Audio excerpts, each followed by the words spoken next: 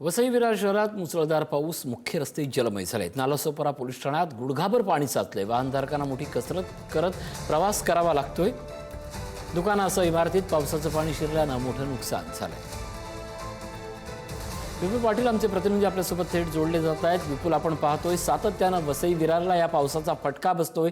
Nalasopara police ठाण्यात पाणी साचलंय। वसई विरारमध्ये अनेक भागात, सकल भागात पुन्हा एकदा पावसाचा जलप्रकोप दिसतोय। नेमकं काय घडतंय, काय अपडेट? गेल्या 4-5 दिवसापासून वसई विरार शहरामध्ये मुसळधार पाऊस कोसळत आहे। त्यामुळे शहरातील जे मुख्य रस्ते आहेत ते पाण्याखाली गेले आहेत। मी सध्या नालासोपारामध्ये आहे। आपण जर पाहिलं तर नालासोपाराचे रस्ते हे संपूर्ण पाण्याखाली गेलेले आहेत। संपूर्ण दुकानं असतील, जर रहिवासी इमारती असतील, त्यामध्ये देखील पाणी शिरलेलं आहे। त्यामुळे नागरिकांचं देखील मोठ्या प्रमाणात नुकसान झालेलं आहे।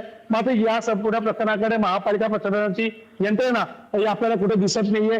त्यामुळे या ठिकाणी जे पाण्याच्या निचरा करण्याची जी यंत्रणा आहेत ती सुद्धा या ठिकाणी दिसून येते। आपण जर पाहिलं तर हा समोरचा जो परिसर आहे तो नालासोपारा या ठिकाणी गुडघाभर पाणी साचलेलं आहे। त्यामुळे या ठिकाणी पोलिसांना सुद्धा मोठी कसरत करत या ठिकाणी प्रवास करावा लागत आहे। दुसरीकडे अनेक वाहनं जी आहेत ती बंद पडलेली आहेत, त्यामुळे या ठिकाणी उभी आहेत। तर काही वाहनं जी आहेत ती या ठिकाणी साचलेल्या पाण्यातून प्रवास करताना आपल्याला पाहायला मिळत आहे।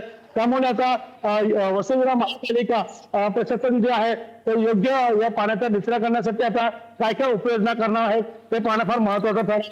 जर हा पाऊस असा झाला तर वसई विरारमध्ये पूर परिस्थिती निर्माण होण्याची शक्यता वर्तवली जात आहे। नक्कीच, धन्यवाद या सगळ्या अपडेटबद्दल।